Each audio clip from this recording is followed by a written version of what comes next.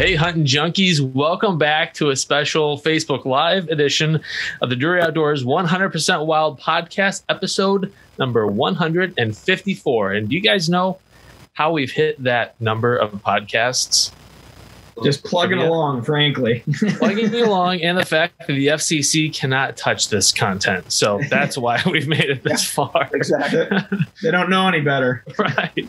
I would say we've got a full studio. We've got a full guest list for sure. We've got a lot of folks with us. I'm Tim Chelsvik. I'm Matt Drury. And we got Mark Drury, Terry Drury, and a special guest, JP Morris from Bass Pro Shops. Hey, Cabela's. Guys, thanks for having me. Thanks for hopping on. John Paul. I kind of feel like this is the Brady Bunch with when I'm looking at all you guys like in the boxes. We got everyone. Welcome aboard. Let's see if we can't screw it up some. We'll find a way for sure.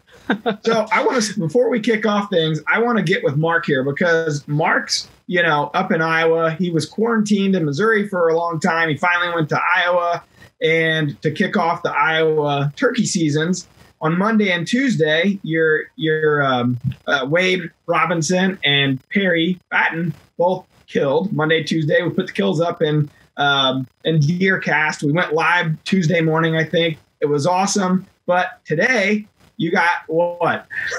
We got 3 or 4 inches of snow on the ground and another 3 or 4 coming. And the second season in Iowa opens tomorrow morning.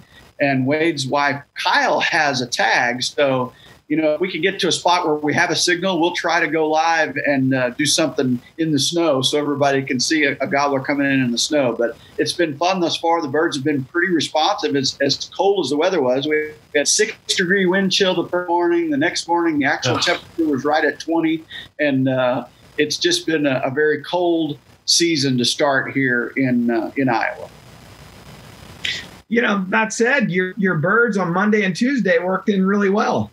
They're used to it. We're not. They make a living in that stuff. But it was fun. Coondog and I stayed warm in a box blind. In both situations, we had birds roosted. We had the back, the cheap seats, if you will. We were in a box blind filming everything, and Wade and Perry were out in front of us. So we have socially distanced so that we can all hunt together. We spent 7 days isolated on our own to make sure that when we got together, we could start clean, stay clean. And now we're not going to see anyone for the next 4 weeks as we go through turkey camp. Canceled all guests. It's just us. We got a tag, so we're going to make the most of it when we have them. I was going to hammer you guys because on the news feed there on DeerCast, I saw you walking in and Coondog had that heater under his arm. I was like, what does this world come to? Here we are turkey hunting and you're carrying a heater with you. Really? Old bull, young bull trick there. Perry did not have a heater. What was so interesting to me about that hunt is, Mark, your angle, you got to see it. So the blind is kind of in front of you, the Wade and Perry's blind, but the gobblers are coming in from the left, and they varied their speed. Like those guys in the blind, they couldn't see those birds, but you could. And they just changed. They're towards the end. They start running in. But as a hunter, you don't always know what's coming behind you. And it's amazing how those birds tend to just surprise you when you're least expecting it. It was a cool perspective we've never done before, but I want to try and emulate that again because it really made for a neat view. And we ended up with over 100,000 views on Facebook. So clearly people enjoyed it. And obviously with the quarantine, a lot more people are attentive. But we'll continue to try to go live when we can. Yeah, that was cool. So JP and I were texting yesterday, and he was scouting there in Missouri, getting ready for the Missouri season starts on Monday the 20th. And he was making me jealous because he had already gotten pretty close to a good longbeard that was just hammering out there in that field. Oh, man, that was a beautiful morning yesterday. About like Iowa, it was about 30 degrees in the morning. And I went out with my still camera, just trying to hear where the birds were roosted. And I told Mark I let out 2 little calls, just trying to get him in the same field as me to take pictures. And then I put my call away, and he came right in on a string. It's unbelievable. From 150 yards, he was able to pinpoint me within, 10 or 12 yards. Came in gobbling, spitting and drumming. Couldn't be more ready for Monday. Awesome. But Tammy on Facebook Live is checking in from Duval, Saskatchewan. Can you imagine how cold and nasty it is up in Saskatchewan right now? Who knows? Tammy, do you have any snow up there? Man. It Mark, might be 80 degrees. I vividly remember a hunt that we had. It was first season Iowa, and I don't remember how many years ago that was, 20, 25 years ago.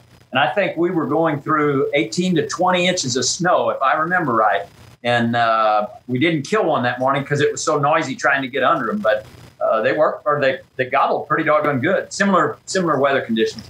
They did. And I've never gotten to hunt turkeys in the snow before. I'd love to pick your guys' brain. I got a question. If you go out and it's snowing like tomorrow morning, Mark, how are you going to set up differently than you would on a normal spring morning? I won't set up much differently, in all honesty. You know, the turkeys really dictate the hunt, so wherever they're at, we'll go to them. We'll probably try to make sure we get in a blind because, you know, you want to have total concealment. But it's about like any other hunt. Like I said, they're used to this stuff. It's us that aren't. We think it's unique, but it's the mating season. Hens and gobblers are mating, and they're going to go through and do the same thing that they normally would. One thing that I think from a weather perspective that really shuts them down, if it's snowing hard at the time, that'll slow them down, or hard precipitation like rain really shuts them down as well. But they were quite active yesterday morning in the snow. We had an inch and a half yesterday, and I mean, they gobbled their breastbones out. I mean, they really talked. We heard, I don't know how many gobblers between 3 different groups. We were just out scouting for Kyle's upcoming hunt, but I think we were over 40 different gobblers we had heard between 3 different scattered across multiple farms. So wow, it was an awesome morning. That's great. So JP, how is the turkey population down in, because you're down in Southwest Missouri, right? Yeah, so I live in Southwest Missouri and hunt in Central Missouri quite a bit. And the main area that I hunt, we've still got quite a few birds around. But further south, a couple of places that I hunt, the bird numbers are definitely down. NC claims, bad hatches the last couple years, lack of, predator control and trapping's not going on like it used to. And I think those are just some factors that play in. But, we've got a great conservation department here, and I'm sure over the next couple of years we'll see it bounce back as we get some better conditions.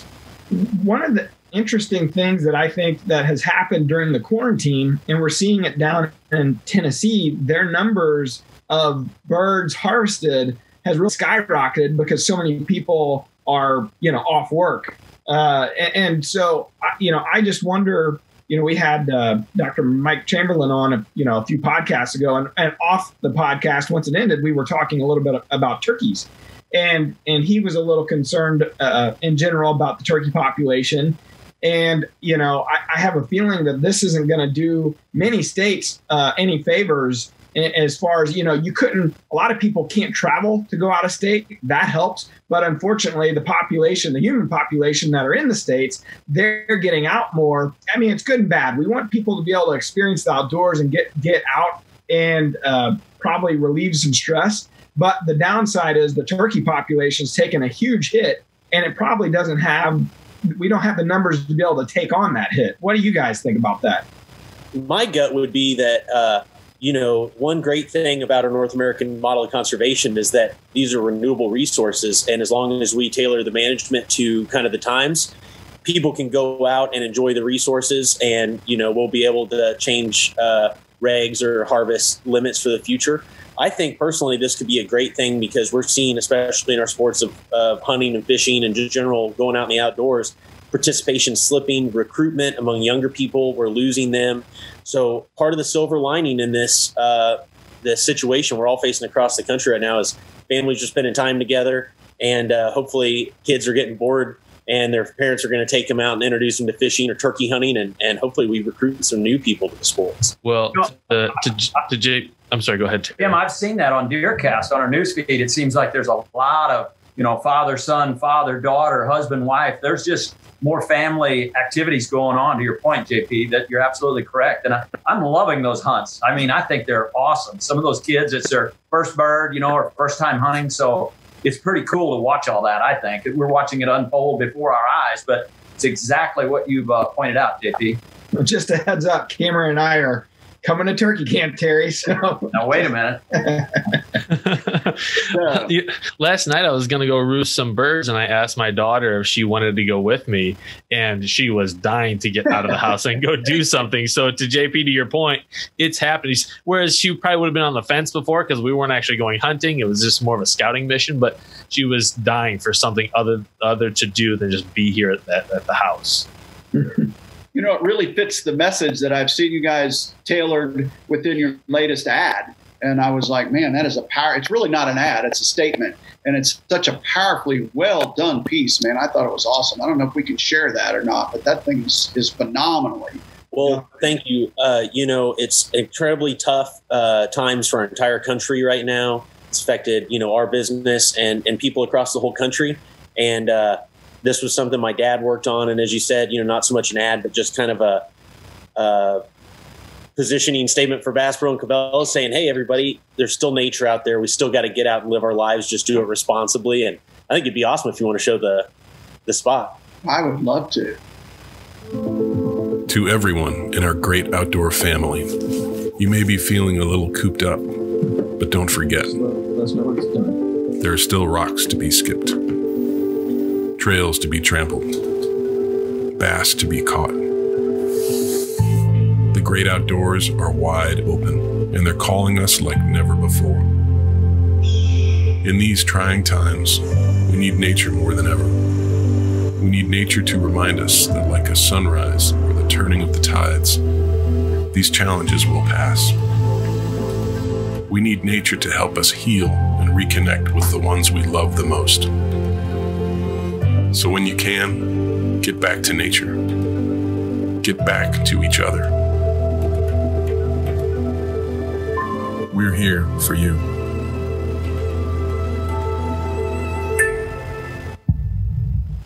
That is a beautiful message, brother. Hats off on that one, buddy.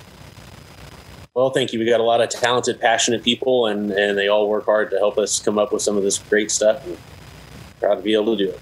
You watch that, and it makes you want to go outdoors. It makes you want to, you know, get away from the news media, the constant 24/7 negative media that we continue to see, and you get outdoors, and it's like, everything's good for a while. Pretty soothing.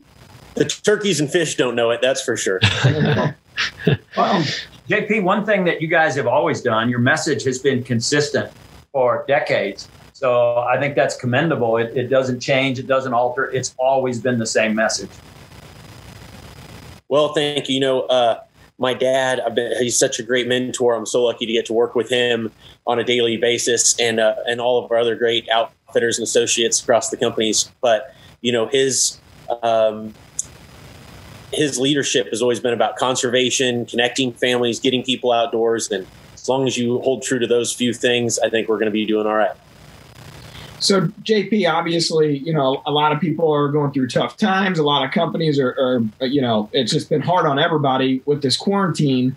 So what's Bass Pro doing? You know, what types of things are you guys doing in order to still service, you know, the hunting population and fishing population needs while they're kind of quarantined here?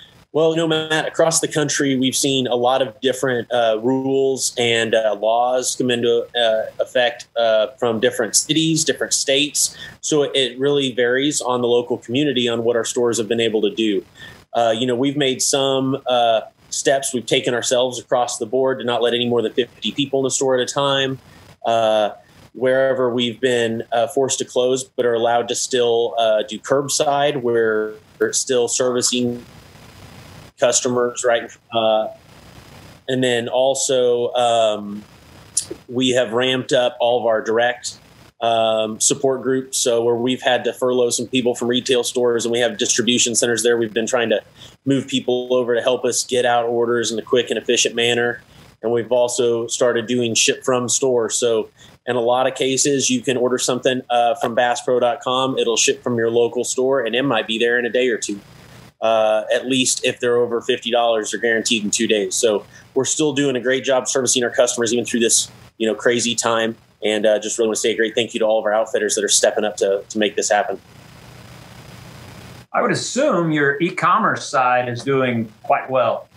Is it not? It is. It's doing well for sure. But, you know, we've got a lot of stores across the country that have been impacted very heavily by this. And, you know, unfortunately, I don't see the end coming anytime real soon. But, you know, I'm hoping our medical staff and teams across the country are working hard to hopefully find us a vaccine or way that we can start to move past this and get back to business as usual, life as we knew it. Well, I cannot thank that group enough. Those frontliners have done an unbelievable job walking into that position each and every day, and exposing themselves and their families to a certain extent is just, it goes without saying that we're very, very fortunate, very blessed to have those people out there leading the charge so that we can get back to normal. Speaking of normal, we've got Scott Bestel and Paul Butsky that are watching on Facebook Live right now. I don't know if you would qualify Paul as normal. He's a Hall of Famer, but he says that we're killing him talking about turkey hunting while he sits there in New York when he knows he was supposed to be getting on a plane tomorrow to come hunt with us. That's what kind of stinks, for a lot of people. They probably had a lot of plans to go hunting, just like we had a lot of plans as well, and all that's kind of going out the window. We had a big group coming in from GSM, HS, walkers, all that stuff. And unfortunately, we have to put that on hold for a little while. One of the things I was thinking of when we were watching that BP spot there at the beginning of the show, the bass boat going across the lake, not in Michigan. Governor Whitmer has precluded people has banned people from using motorboats in a number of other mandates that she put out in this new COVID mandate. Michigan residents are not allowed to travel to maybe they have a lake cabin or something, or a second home. They can't get out on a motorboat or a jet. And it's a little early for jet skis in Michigan, but still you wanted to go out on your bass boat and spend the weekend away from other people. You can't do that in Michigan. Terry, you brought up something. Yeah, go ahead, JP. I was going to say, Terry, you brought up something earlier, or Mark, that we haven't really changed our messaging in a long time. And, we're usually pretty soft-spoken on things and pretty passionate about conservation. But my dad really spoke up, and it's something he rarely does. But the other day, and he went out on our social media platforms, which I don't even know if he really knows what social media is. So it's pretty funny. But he did a little video along with Kevin Van Dam and Mark Zona, who both live in Michigan, talking about this issue and urging anglers to call the governor's office, let her hear about it. And he was so nervous about it, right? Because he kind of spoke up and he's thinking about what kind of negative feedback we're going to get. And by and large, people were extremely thankful and wish that people would have spoken up across the board in other states first and in Michigan as well. And so they had this rally yesterday in front of the Capitol. And I mean, there were guys with trucks and boats honking their horns, demanding their freedom to get to go out and fish. And so while as long as you're doing these things responsibly, I mean, what's wrong with getting outside and enjoying nature a little bit? Well, I actually thought that was one of the recommendations that CDC had, was either a hunting or fishing activity where they were almost promoting that activity out of doors. So I don't know, mixed message, I guess you would say there. A little bit. I definitely think there are some politics involved. I think Governor Whitmer is a potential VP candidate, and she's been singled out by the president before. And so I think this was kind of a finger in his chest saying, no, you don't have authority over this state. So I think there's probably some deeper tentacles to this legislation than just what's on the surface. Well, I think the public pushed back a little bit yesterday. So and we need to, because you keep establishing these precedents, and it's like the frog in the boiling pot of water. You keep giving these things up, and they're not gonna give these freedoms back. They're gonna realize, we took this here at this point, so we can push a little farther and a little farther. At some point you got to draw a line. I think we need to take Governor Whitmer either turkey hunting or fishing or something, JP, and show her the other side. Yeah, there you go. I mean, you know what? There's one thing about hunting and fishing is that it's a great time to get outdoors, people you love. Even if it's by yourself, it's a good stress reliever. Right now, people across our country have just got unbelievable stresses on them. And so to get outdoors, get out of the house, keep you from going stir crazy. I mean, what's wrong with that? If anything, we should be encouraging. Absolutely. I think that's a good jumping off point to jump into our question of the day today. Tim, if you want to take us through that, we got a pretty good one, and it's timely with the turkey hunting, getting people outside, outdoors. Tim, take us through it here, buddy. Yep. So today's question of the day is brought to you by Cabela's Bass Pro. Your adventure starts here. And it's from Doug Glessner in Pennsylvania. Hi, this is Doug Glessner from Boswell, Pennsylvania. Our turkey season doesn't start till the end of April, And I was just curious of what your recommendations are for a decoy setup. I hunt mostly wooded areas, partial farmlands, but mostly wooded. Any suggestions would be greatly appreciated. Thanks a lot. Bye.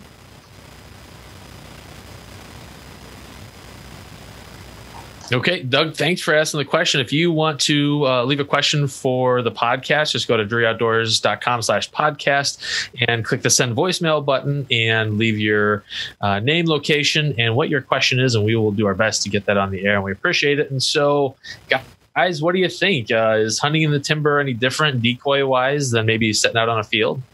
You know, I think I know what Mark's answer might be. I'd love to hear JP's first, Mark, if you don't care. Sure, of course. You know, whenever I go set up in the timber, one of the things I love about the timber is it's a little harder for the turkey sometimes to see whether you have a decoy or not. And a lot of times I go in the timber, I love to move around. That's one of the things I love to do in the timber. So to get out, try to strike a gobble. A lot of times if I'm hunting, private ground, I'll carry a tail fan with me, or even like the decoys you always carry with you, Mark. That way, if you need to peek up over a hill, you can use it to kind of conceal some movement. But a lot of times I don't even use a hen decoy in the woods because it's hard for the turkeys to see them anyway until they get so close. Pretty well stated. And I would go one step further with that question is I would look to whether I'm hunting on private land or state lands up there in Pennsylvania. There's some beautiful hardwoods up there on gorgeous state lands. And if I'm on state land or public land, I'm probably not going to be too keen on putting a decoy out or using a fan or something like that. I'm going to try and get in a good setup position. And when that gobbler enters, then I want him to be within range. So that really comes down to where you set up. If, however, you have a big, expansive, open hardwood and you just can't get any closer, or maybe he's across a valley or something, I might put a decoy out, especially on private ground. If I did, I'd probably put a single jake or a single hen, depending on what time of the mating season I was in. So, Mark, how would you make that distinction, early season versus late season, in terms of decoys? I'm usually jake early and late, and then I'm hen once they're into the peak of breeding. But I use a jake more often than anything, or a jake and hen combo. We have a lot of luck with a jake standing over a hen about to breed her. That's a really good combination for us. Yeah, push that territorial button. So, and the thing is, another great thing in the woods too, I like to find anytime you can find logging roads to where the turkey can see a distance, always a great place to set up in the intersection of those roads or clear cuts. That way, if you are going to use a decoy, you give the bird the best chance to be able to find it. And really, with today's decoys, you don't have to worry so much about them seeing it and not believing it's a real thing, right? I mean, you look at the decoys that are available out there between Avian and Dave Smith and HS. I mean, there are amazing decoy choices. We love the Avian X line, and I have all the confidence in the world when I set it out. When a turkey sees it, they're going to think it's the real thing. So that consideration in the old days, Terry, if you think of the old Featherflex decoys flopping in the wind and stuff back, 25 years ago, they weren't nearly as advanced as they are today. These hens and jakes look like they could come to life and start walking and clucking and purring. To JP's point, 25 years ago, we used to set up on those logging roads and expect that turkey to work down a logging road. And it somewhat depends on how pressured they are, JP.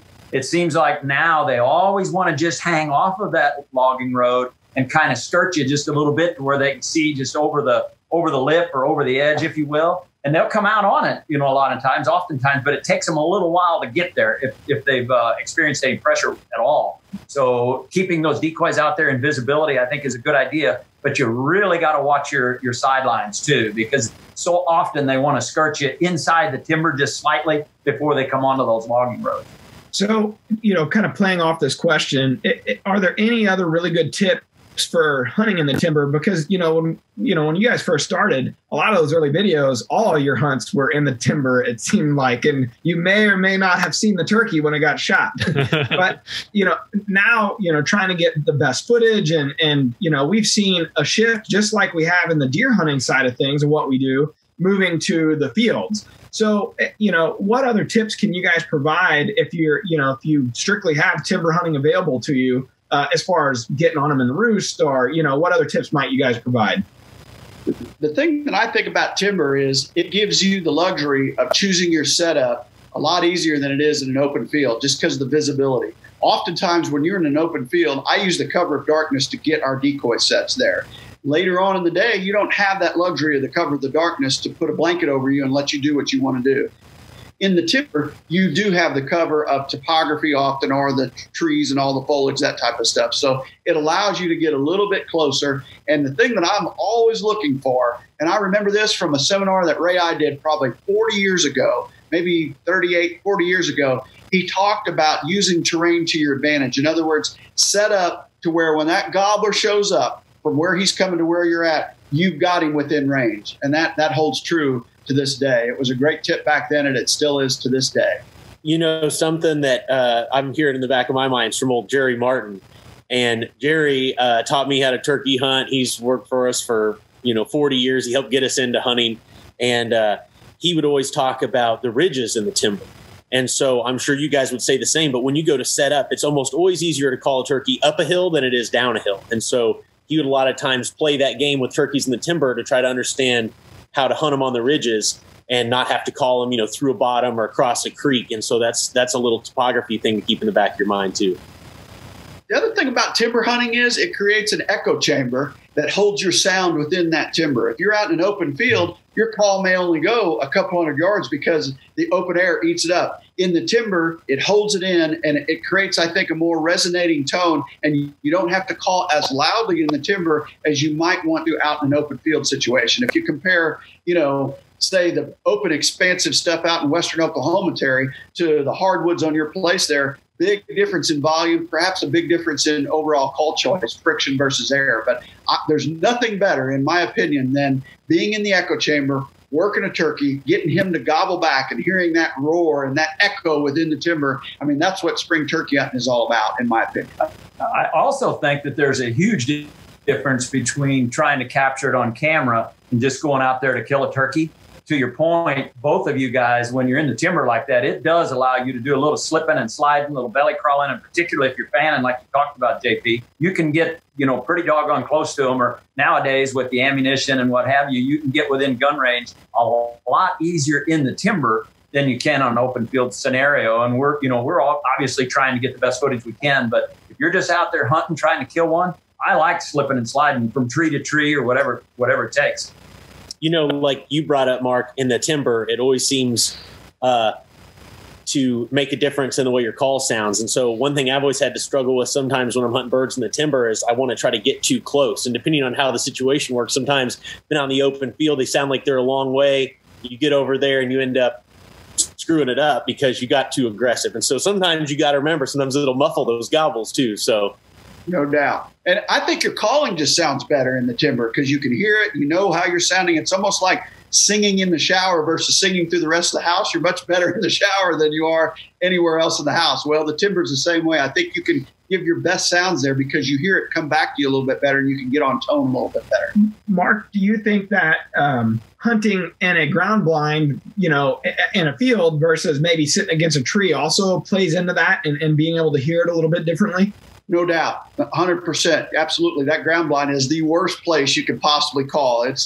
You'll see me oftentimes stick my head out of the blind to call if I know they're not within visual so that I can hear myself better and hear their response. That's the biggest issue. You can't hear what they're doing, whereas in the timber, you hear it all. So every situation is different. You just have to play it, to where you have the best advantage with how you set up, what you use, what calls you use, and how you're going to call to that turkey. But to me, the epitome, the best scenario is in the timber with a gobbler working from 200 yards, gobbling all the way in. I mean, that's turkey hunt.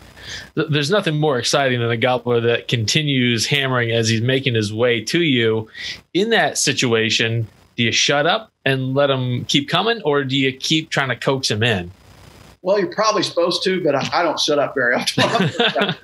Once in a while I do, but man, it only comes around once a year. And, I try to sound as much like a hen as I can. And if he's responsive, I try to charge him up. I want every gobble I can get out of him without hanging him up. So I'm probably guilty of calling more than I should, but I like hearing him gobble. I have a tip for you, Tim. If you want to know when you should call, do a Facebook Live when you're hunting because the audience will let you know. They're full of tips. I had a guy once make a comment. He said, I was calling live, and we were calling this bird in, and I was also watching the comments, and the guy goes, "He's called more in the last 5 minutes than I have the last 4 years." It's like the guys that complain about shot placement when you're sitting behind a dead deer. Well, the shot must have worked because the deer's still there. The deer's dead. So we got a couple questions coming in from Facebook. Dorothy Graham wanted to know what's the best way to call a tom away from a hen. That's always a tough one. I'm generally one of two things. Number one, I'm going to try to get within a visual sight line of him and use a fan if it's a safe scenario in which to do so, Dorothy. That takes it takes some knowledge of the area and make sure you're not on public ground. I probably would never use a fan on public ground, frankly. But if I'm on private and I've got a good comfort level with my surroundings, I'll try to show him a fan very slowly if you can get within visual without him spotting you first. If you're just strictly relying on your calling, then I'm going to try and get aggressive and not pay as much attention to the gobbler, but I'm going to try to get her charged up. If I can get her yelping back, sometimes she'll go in, but more often than not, you're set up for failure in that situation. Once in a while, a gobbler, if he's been with the same hen for multiple days in a row, suddenly a new voice means something to him, and he will peel away from that hen, and oftentimes she'll come following him. But more often than not, 9 out of 10 times you're going to fail in that situation. But that 1 out of 10, that's the one where you keep going back. I use a fan, or I try to call aggressively and get them interested, get them fired up. Hey, the other alternative there, depending on where you're at in the breeding season, is if they are in fact laying or setting, oftentimes by 10:30 in the morning, that hen may peel off and go lay another egg, or she may set up on her nest, and he's an altogether different animal when she's not with him. So if you're very patient and you wait till sometimes later on in the morning, 10:30, 11 o'clock, that's when you can throw the kitchen sink at him, and sometimes it don't take much. If he's lost sight of her, if he's got an eyeball on her, he's an altogether different animal. Once he loses sight of that hen, if she just goes to lay another egg, it's a different game. Dorothy, I'll interpret Terry's patience with a breakfast from about 8 to 9:30. Boom. Yes. So Casey Bernal has a great tip here. He says, put a garter belt on your hen decoys. Yeah. Casey. He said it works every time. Brad is wanting to know if Drury Outdoors is going to have any issues with producing shows because of the COVID-19 quarantines in place. Matt? Yeah, we've been talking about this a lot. Just like any company, we're looking out and trying to make sure we make the right moves now and are stronger when we come out of this at the end.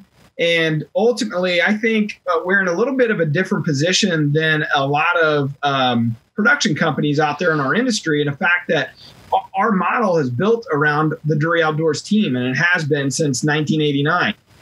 And so we got people spread out all across the country, and I think it will cut down on the out-of-state trips a little bit, potentially. But in general, the guys that are hunting on leases around their home turf or have little farms around their home properties, I think it won't affect them in a great way, to be honest with you. So the beauty of our model is that we have so many guys and gals out there across the country. I think we're going to be okay. And we're pretty committed to the network and online and our partners to providing the best content that you can get in outdoor production, and we're going to continue to do that. We've done it for 31 years, and I don't see us slowing down.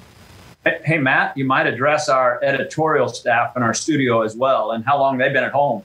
Yeah, so as of tomorrow, we would have been quarantined for a full month. So kind of the beauty of what we do, everybody kind of pulled their systems, their editing systems, and we had 12 people in the studio there. We pulled them and everybody took them home and took hard drives home with footage. We work off of a central server at the studio, but we were able to take footage and put them on individual hard drives and take that with us. So we're still chugging along. Mark, and Terry, they're still proofing hunts from their homes, and it hasn't affected us as badly as I know it has affected a lot of other people out there across the country. So we've been fortunate in that regard, but we view this as an opportunity to bring, a release, some entertainment to people that might be at home and try to do it, in a big way. For instance, over in DeerCast right now, we have a Freeview,